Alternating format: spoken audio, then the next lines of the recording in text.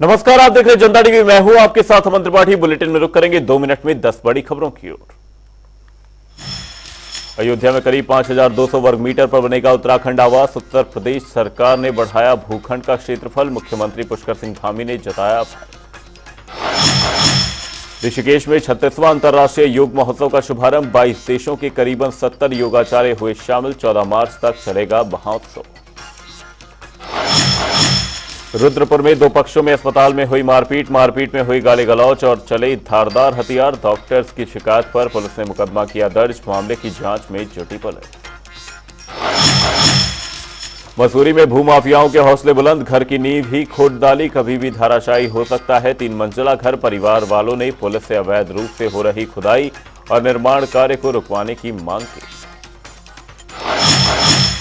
रुड़की में युवती ने नहर में कूदकर जान देने का किया प्रयास। मोनू जलवीर नामक युवक ने बचाई युवती की जान। पुलिस की पूछताछ के बाद परिजनों ने बताया कि युवती पिछले कई दिनों से मानसिक तनाव से गुजर रही थी।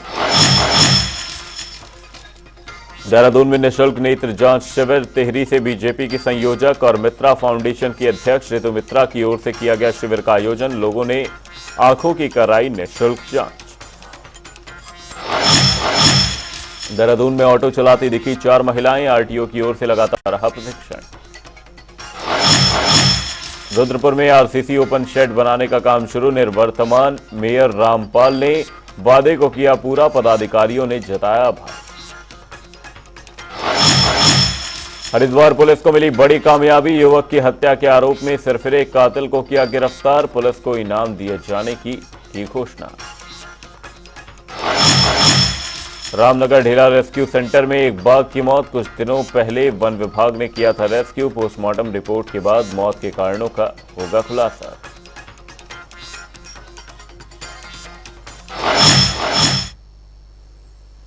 अब रुक करेंगे उत्तराखंड से जुड़ी कुछ अहम खबरों की ओर। आगामी लोकसभा चुनाव के मद्देनजर उत्तराखंड सरकार पूरी तरह से सक्रिय नजर आ रही है। पिछले 2 महीने के भीतर उत्तराखंड सरकार ने हजारों करोड़ रुपए की कई परियोजनाओं का लोकार्पण और शिलान्यास किया।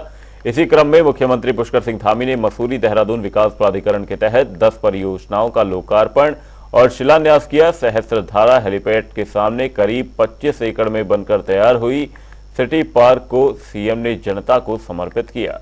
सिटी पार्क के लोकार्पण कार्यक्रम में मुख्यमंत्री पुष्कर सिंह धामी ने सिटी पार्क समेत 10 योजनाओं का शिलान्यास और लोकार्पण किया। बता दें कि सीएम धामी ने करीब 225 करोड़ रुपए की परियोजनाओं का लोकार्पण और शिलान्यास किया है। आज यहां पर 215 करोड़ से भी अधिक की विकास योजनाओं का लोकार्पण शिलान्यास किया गया है। ये सारी योजनाएं आने वाले समय में पूरे हमारे देहरादून के लिए विकास के मील का पत्थर साबित होंगी। हमारी सरकार ने पूरे उत्तराखंड के अंदर अनेक जन कल्याणकारी योजनाओं को शुरू किया है। उसके हम शिलान्यास भी कर रहे हैं और लोकार्पण भी कर रहे हैं। हाँ, एक बात जरूर है कि जिनका हम लोकार्पण करते हैं, जिनका शिलान्यास करते हैं, भगवान की कृपा से, आप सबके आशीर्वाद से, उन सबका लोकार्पण भी तय समय पर करते हैं। ये मैं ऐसे ही नहीं कह रहा हूं। पिछले विगत 2 माह में पूरे उत्तराखंड के अंदर हर एक जनपद में मैं गया। मातृशक्ति के बड़े बड़े आयोजन हुए। हमने हमारी मातृशक्ति को आगे बढ़ाने के लिए, उनके उत्थान के लिए, उनको रोजगार स्वरोजगार से जोड़ने के लिए मातृशक्ति महोत्सव पूरे उत्तराखंड के प्रत्येक जनपद में आयोजित किए।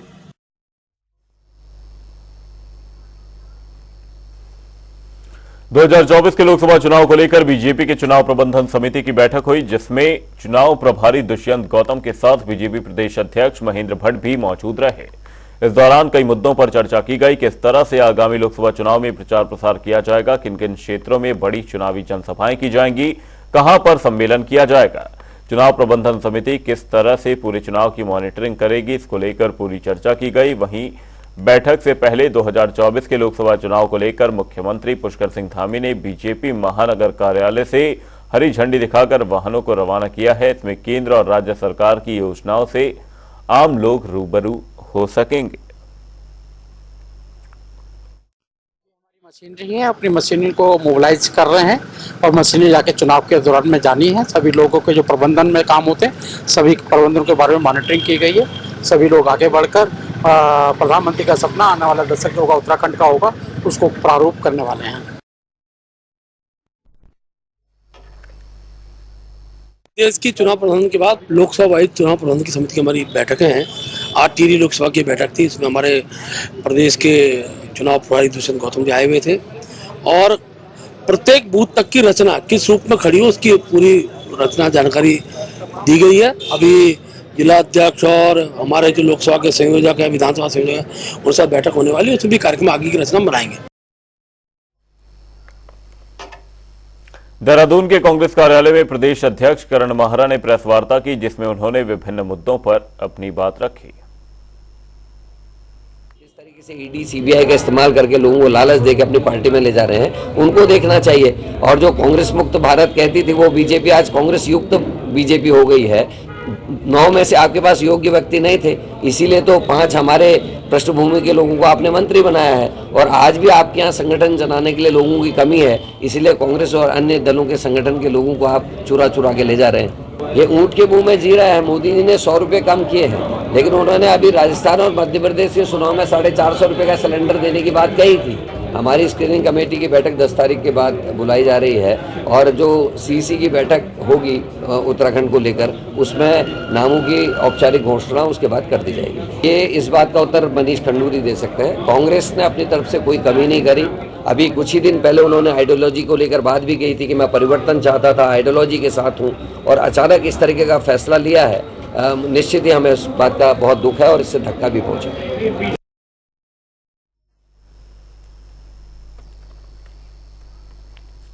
लोकसभा चुनाव के मद्देनजर आरोप प्रत्यारोप का दौर जारी है। इसी कड़ी में कांग्रेस ने अपनी गारंटियों की तुलना बीजेपी से की है। प्रदेश अध्यक्ष करण माहरा ने कहा कि एक और जहां बीजेपी केवल बोलने का काम करती है, तो वहीं दूसरी ओर कांग्रेस ने अपने सभी वादों को पूरा किया है। वहीं इस पर बीजेपी की ओर से प्रदेश प्रवक्ता सुनीता विद्यार्थी ने करण माहरा पर तंज कसा है। उन्होंने कहा कि पहले अपने संगठन को जोड़कर रखें, उसके बाद गारंटी की बात करें। उनके जुमलों में अब दम नहीं रहा, इसलिए उनकी कोई भी गारंटी जो है, जो आज तक उन्होंने कही है, स्मार्ट सिटी, उन्होंने कहा बुलेट ट्रेन, उन्होंने कहा 2 करोड़ रोजगार प्रत्येक वर्ष, उन्होंने कई और बातें भी कही थी, काला धन लाने की बात कही थी, ओल्ड पेंशन स्कीम, किसी में भी कोई गारंटी मोदी की नहीं है। इसीलिए हम लोग अपनी 5 गारंटी लाए हैं और हमने प्रूव किया है पहले अपने कामों से कि हम जो कहते हैं वो करते हैं। चाहे वो शिक्षा का अधिकार हो, चाहे वो भोजन का अधिकार हो, चाहे मनरेगा लाना हो, चाहे वो ओल्ड पेंशन स्कीम को अपने शासित राज्यों में लागू करना हो। देखिए, करण माहरा ने हमारी नकल थोड़ी पहले कर ली होती तो शायद उनको कुछ लाभ मिलता, लेकिन अब बहुत देर हो चुकी है। और जहां तक कांग्रेस पार्टी गारंटियां देने की बात कर रही है, पहले अपने संगठन को तो जोड़ के रखें। कांग्रेस को छोड़ छोड़ के उनके दिग्गज भाग रहे हैं, किसी भी नेता को बचा नहीं पा रहे हैं, तो किस चीज की गारंटी दे रहे हैं वो। और रही बात उनकी जो अभी उन्होंने बातें कही, जितना 70 वर्षों तक हमने इतिहास पढ़ा है कांग्रेस का, उसमें मात्र उन्होंने घोटाले किए, भ्रष्टाचार किया और सिर्फ लूट खसूट की, बाकी उन्होंने देश को कुछ नहीं दिया है। अब भारतीय जनता पार्टी, माननीय प्रधानमंत्री श्री नरेंद्र भाई मोदी जी के जो गारंटी हम जनता तक लेकर जा रहे हैं, उस पर हम खरे उतरे हैं और लगातार हमें जनता का विश्वास मिल रहा है। अब करण माहरा जी, बहुत देर हो गई है, अब तो इक्का दुक्का बचे हैं, उनको भी बचा लीजिए, नहीं तो वो भी पता नहीं चलेगा कब पीछे से निकल जाएंगे। प्रदेश में एक बार फिर से गाय को राष्ट्रमाता का दर्जा देने की मांग जोर पकड़ने लगी है। दरअसल हरिद्वार में श्री अखंड परशुराम अखाड़े के कार्यकर्ताओं ने शिव मूर्ति चौक पर भगवान शिव की पूजा की। इस दौरान उन्होंने केंद्र सरकार से गाय को राष्ट्रमाता का दर्जा देने की मांग की है। श्री अखंड परशुराम अखाड़े के अध्यक्ष पंडित अधीर कौशिक ने कहा कि गाय को हिंदू धर्म में मां देवी का स्वरूप माना गया है। गाय के अंदर 33 करोड़ देवी देवताओं का वास भी है, इसलिए केंद्र सरकार की ओर से गाय को राष्ट्रमाता का दर्जा दिया जाना चाहिए। देवभूमि उत्तराखंड से, मां गंगा जी के प्रांगण से और मां शिव रात्रि के शुभ अवसर पर जो शंकर भगवान जी का अभिषेक करा है, ये प्रार्थना करी है भारत सरकार से, माननीय प्रधानमंत्री नरेंद्र मोदी जी से, कि गौ माता को राष्ट्र माता घोषित करें, दर्ज कराएं, क्योंकि सब भारतवासियों की अपील है। जो चारों पीठ के शंकराचार्य जी की एक मांग करी है सभी भारतवासियों से कि 10 तारीख 10 मार्च 10 बजे 10 मिनट के लिए सभी छोटे बड़े व्यापारी अपनी दुकान बंद करके गौ माता राष्ट्र माता का एक संदेश दे, भारत सरकार को ये जताए कि हमें राष्ट्र माता चाहिए। जो पहली सरकारों ने गलती करी है वो ये सरकार गलती ना करे, क्योंकि गौ माता में हमारे 33 कोटि देवता हैं और इस माता को राष्ट्र माता घोषित करे, ये हमारी मांग है। आगामी त्योहारों को देखते हुए पुलिस अलर्ट मोड पर है। इसी कड़ी में आईजी गढ़वाल करण सिंह नगनियाल ने सभी एसएसपी और वरिष्ठ पुलिस अधिकारियों के साथ बैठक की। इस पर जानकारी देते हुए करण सिंह नगनियाल ने कहा कि आगामी त्योहारों को लेकर सभी पुलिस अधिकारियों के निर्देश दे दिए गए हैं।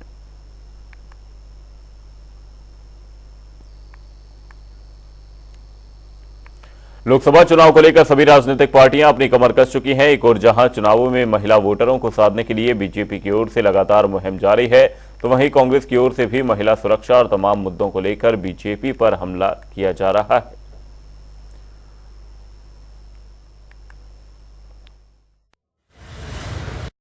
देखिए, उत्तराखंड राज्य महिला प्रधान राज्य है, इस बात को तो स्वीकार करना पड़ेगा। यहाँ महिलाओं की संख्या भी ज़्यादा है और महिलाओं की भागीदारी भी ज़्यादा है।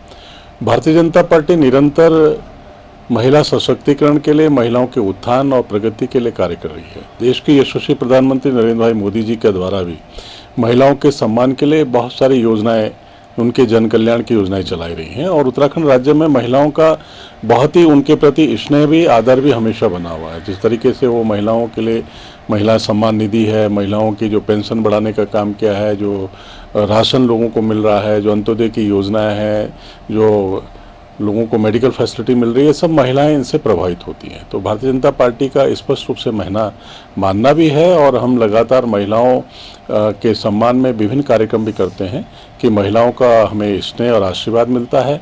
महिलाओं के आशीर्वाद से ही हम सत्ता तक पहुँचे हैं और महिलाओं ने हमको बहुत ज़्यादा अपना स्नेह दिया है।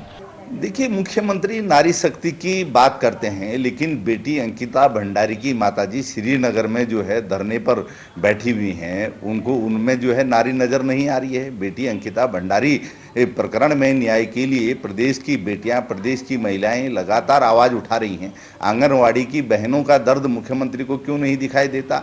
आशा बहनों का दर्द मुख्यमंत्री को क्यों नहीं दिखाई देता? और सरकारी अमले के बल पर जो है महिलाओं की भीड़ जुटा करके अगर भाजपा सोच रही है कि वो सशक्तिकरण के लक्ष्य को पूरा कर लेगी, तो ये भाजपा का मुकालता है। भले ही सरकारी अमले के दम पर मुख्यमंत्री भीड़ जुटा करके रोड शो कर रहे हों, लेकिन जनता भाजपा से महंगाई पर, रोजगार पर, महिला सुरक्षा पर, पलायन पर और विकास पर लगातार सवाल पूछ रही है।